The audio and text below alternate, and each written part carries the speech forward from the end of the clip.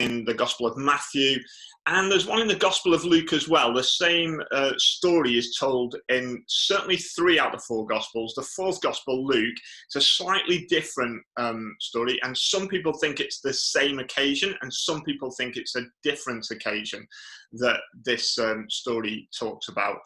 But it's in Matthew 26 as well, and it's also in Luke chapter 7. As I said, it could be a different occasion, that one.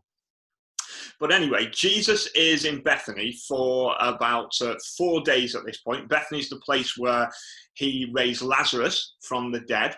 And it's the day before he enters into Jerusalem, and then he has the Last Supper and, of course, dies and so on.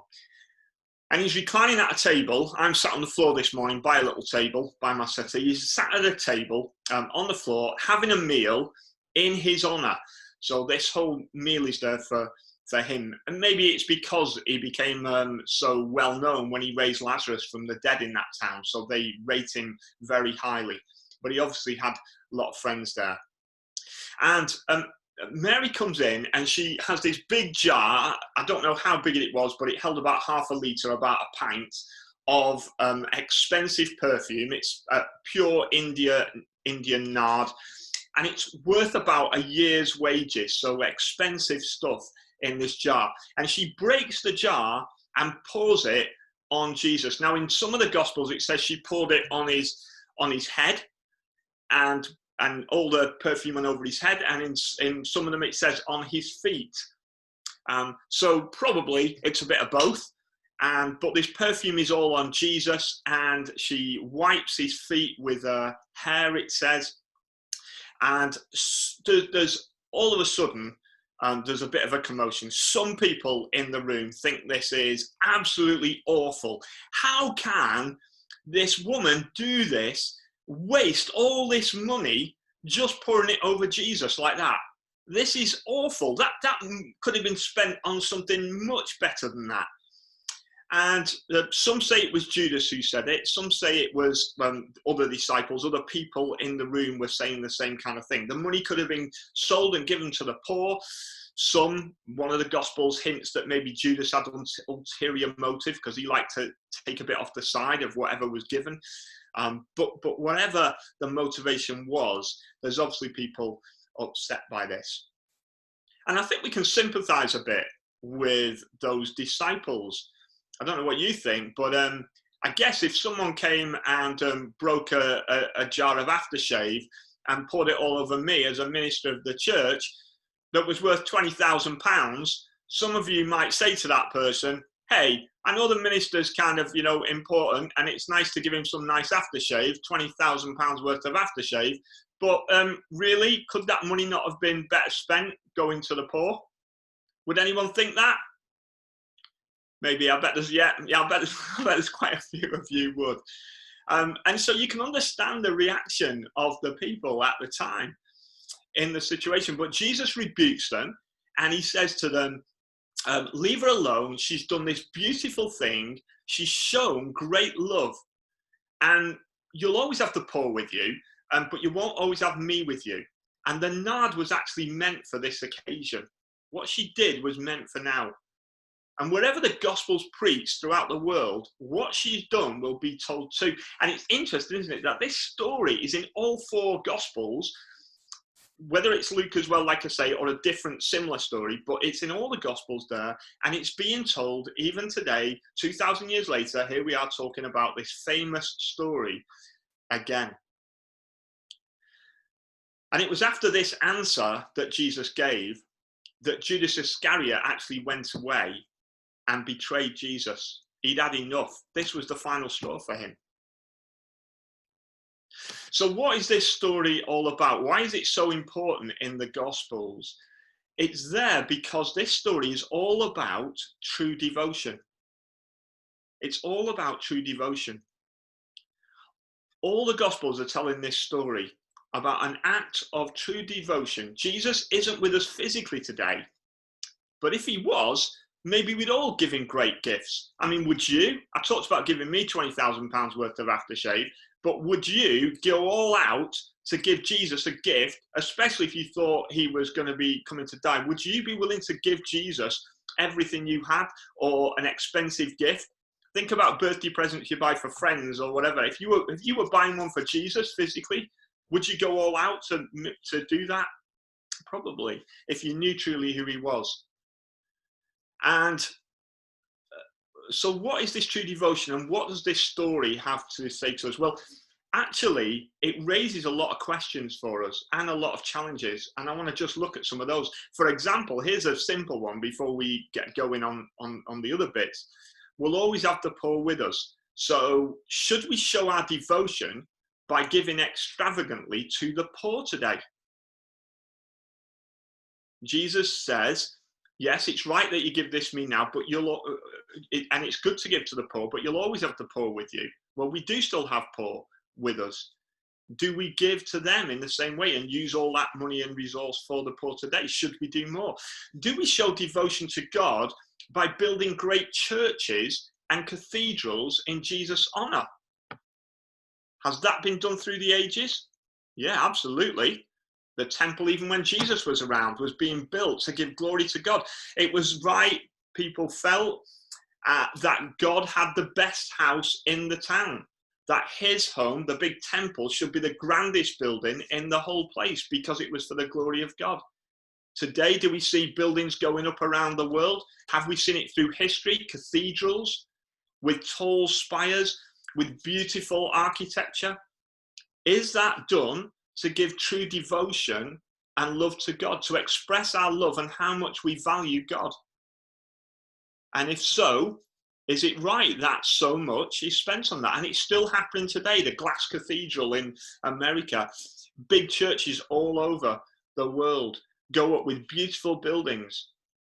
Is that an expression of our devotion to God and therefore valid and just or not? Would that money be better spent giving the money to the poor? Is that a better expression of our devotion to God? And then what about the upkeep of our buildings? What about looking after our buildings? Is it right that we don't worry about trying to keep them all nice and neat and, new things and new fixtures, new carpets, new chairs, whatever, all that kind of thing, painting it all and decorating and keeping on top? Is it honoring to God that we do that and spend the time on that and the money on that because it honors God that we look after the resources he's given us and the provisions he's given us? Or would that money be better spent given to the poor? Difficult decisions and a difficult balance to get. And then even who are the poor? Are the poor people the people in our own church and our own fellowship who may be struggling financially at the moment because they can't afford to keep their car running or pay their TV license or buy their kids Christmas presents? Or they have to sacrifice on some of the things that they eat and buy at the shops for food? Is that who we're talking about? Or are we talking about the people who are starving to death in other countries because they can't even afford any food? People dying of malnutrition, people in war-torn countries. Who are the poor that we need to be looking after? Is it relative in that regard? These are big questions, and there aren't easy answers to them. How do we best show our devotion to Jesus? Our true devotion. What are the right things to do and what would not be good? And I think there's not easy answers. As I say, these debates have raged on for centuries, just as they did then. I think there's a balance needed. I think our motivations and our heart is important on these things. And I think we need godly wisdom to think through them and discern together what God's will is. But what I want to do now is talk about how we can emulate Mary's devotion. How can we emulate Mary's devotion? And here's 5 things, 5 ways that I wanted to look at today to do with that in particular. So the first is, and you can write these down if you've got a pen and you want to do so. I know some like to do that. Here's the 5 ways we can emulate Mary's devotion. Number 1 is a humble spirit. A humble spirit. Do you know Mary is mentioned 3 times in the Gospels? And she's always mentioned at the feet of Jesus. In Luke chapter 10, verse 39, it's Martha and Mary together. She sat at his feet listening to Jesus' teaching. And you remember Jesus commends her for that. Then in John chapter 11, we read about her with Lazarus. Lazarus has died, and Mary falls at Jesus' feet to indicate her dependence on him. And then in John chapter 12, here now, she's again at Jesus' feet, expressing her devotion by pouring this perfume and wiping his feet with her hair.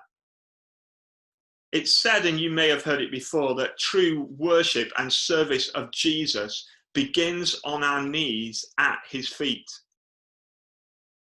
True devotion, true worship and service of Jesus begins on our knees at his feet.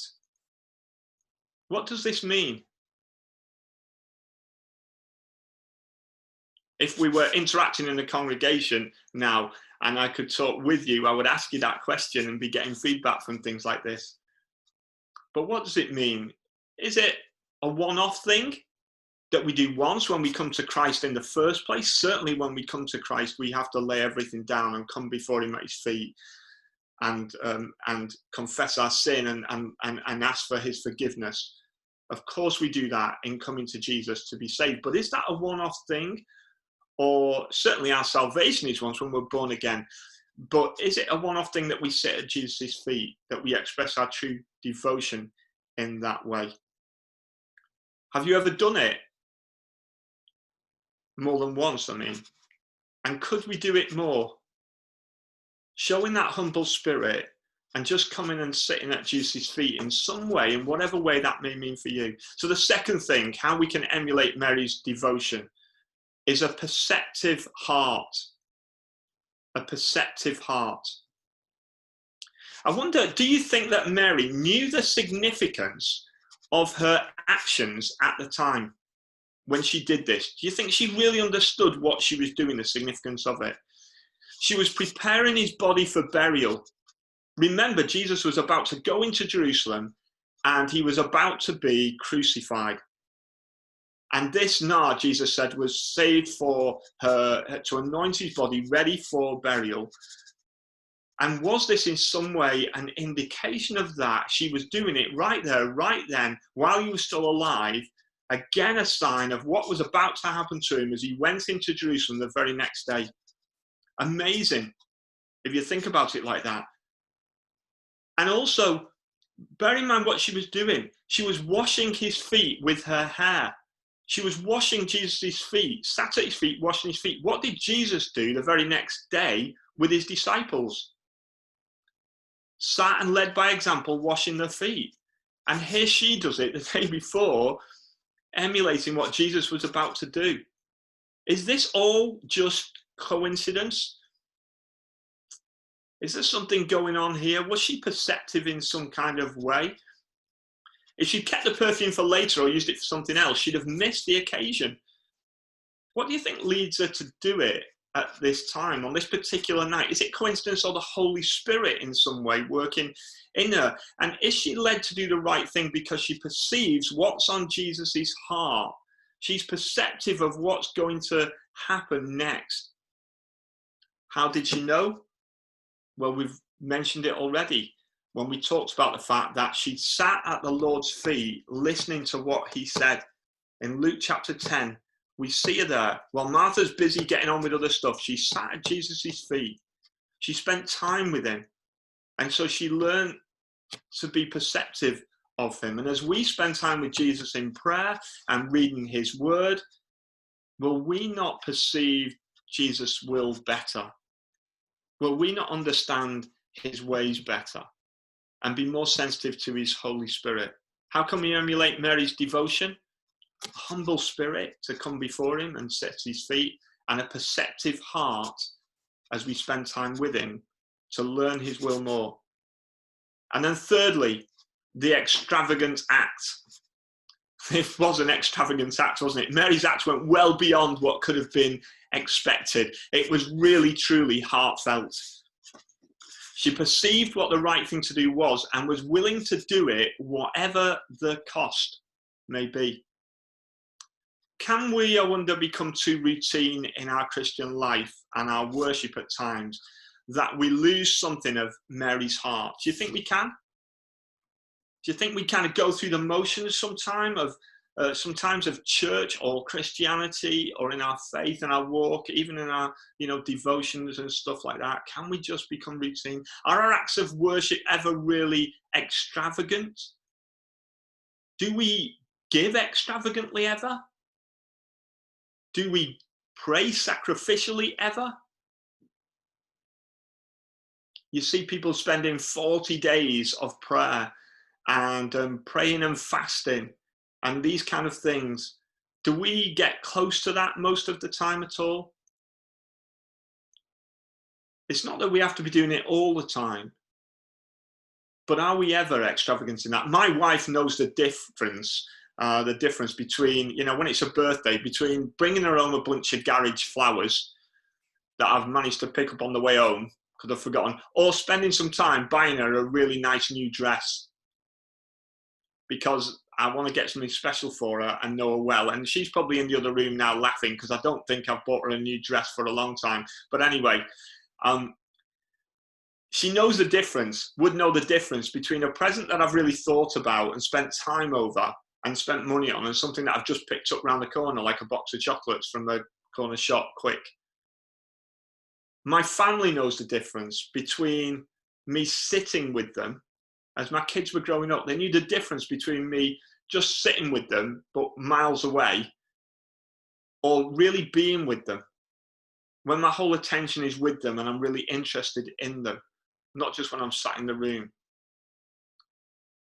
And I'm sure that Jesus knows the difference when we express true devotion, when our time with him is serious, when our expression of that devotion, in whatever way that may be, whether it is in care for the poor, whether it is in deeds for other people that we do, good deeds, whether it is in time spent with him in prayer, whether it is in financial gifts that we give or whatever. I'm sure he knows the difference when it really comes from the heart. I wonder, could you maybe take a walk or a personal retreat day with Jesus, dedicated totally to time with him? I wonder whether on occasions we should review how much and what we give financially to the church, rather than just leave it because we've always done that. When's the last time you reviewed that? And this today is not about an appeal for money to the church, don't worry, but I'm kind of just saying this is the kind of thing where we express our devotion, we sing our songs, we bring our gifts, our tithes and our offerings, we spend time with Jesus. These are all ways in which we can express our love, what we do for others and the care we show for them. So that's extravagant acts. And then fruitful ministry. Number 4, fruitful ministry. How we emulate Mary's devotion. Do you know when when this perfume was poured on Jesus, the whole house, it says, was filled with the perfume's fragrance. The whole house was filled with this. And Jesus was pleased with that. He thought it was good. Jesus welcomes such acts of extravagant devotion. They can bless him and they can help his cause. He'd been covered in perfume, and this really hits me, that it's very likely that having this strong perfume on him on that day, he could still smell it when he went to the cross. Think about it. It's only a day or 2 days most later when Jesus is hung on the cross, and I doubt he's had a bath in that time. So the smell of this perfume is probably still on him when he's on the cross. This act of love and devotion that this woman has brought, Jesus is on the cross and he knows that she loves him. He's reminded of that as he's on the cross there. And he says the whole world will be inspired by this one act of devotion, and Jesus would be known more through it, which it has been. Legalistic, lethargic, or limited worship or service doesn't honor Jesus in any way, or doesn't inspire other people. Does it? Does it inspire other people when it's lethargic worship? When it's legalistic? But grateful, genuine, and generous acts of worship or service can honor and inspire many people. And so we're challenged with, is our devotion fruitful? Does it bless and honor Jesus?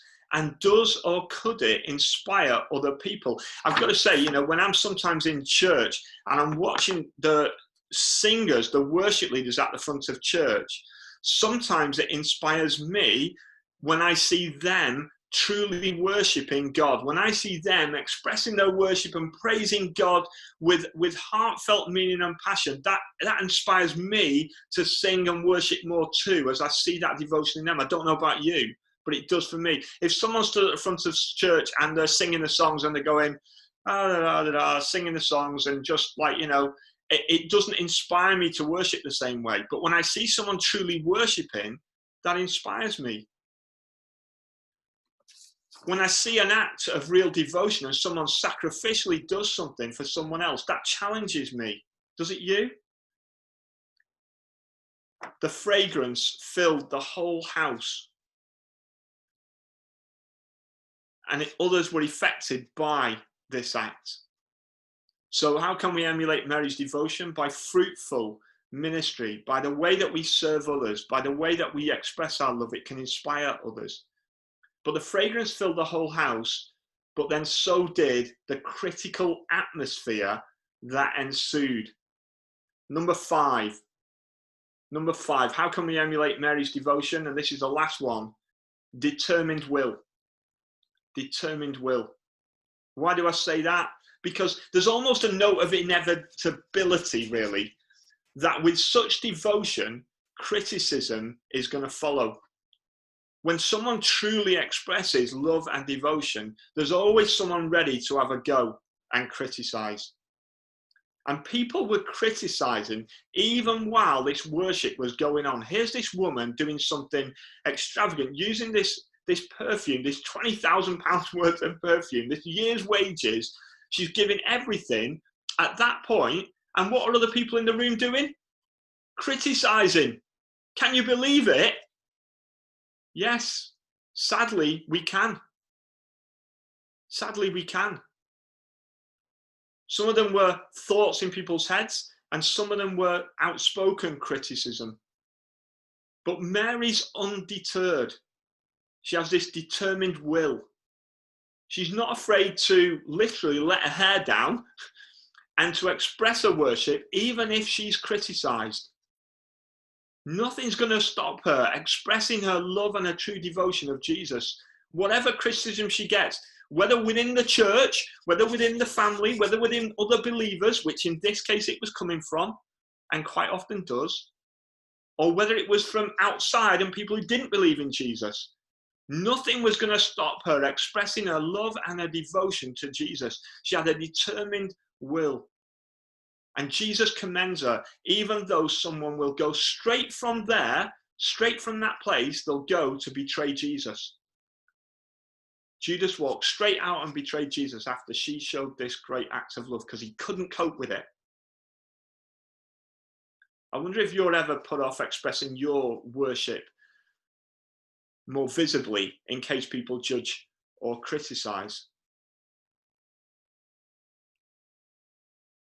Have you ever wanted to, maybe in church, raise your hands or pray out loud or go forward for prayer even in a response time, but you haven't done because you're bothered what other people might think? If you express in some way your love and devotion for Jesus in a slightly different way than what you would normally do, you need a determined will to break through those times. Because what matters most is not what other people think, but what Jesus thinks, surely. And he sees your heart. I wonder which bothers you more. Is it criticism from people outside the church or those within it? I think it's inevitable that we'll get both at different times. But what should bother us all most is what Jesus thinks. Because true, heartfelt devotion that emulates Mary's devotion is what pleases Jesus most.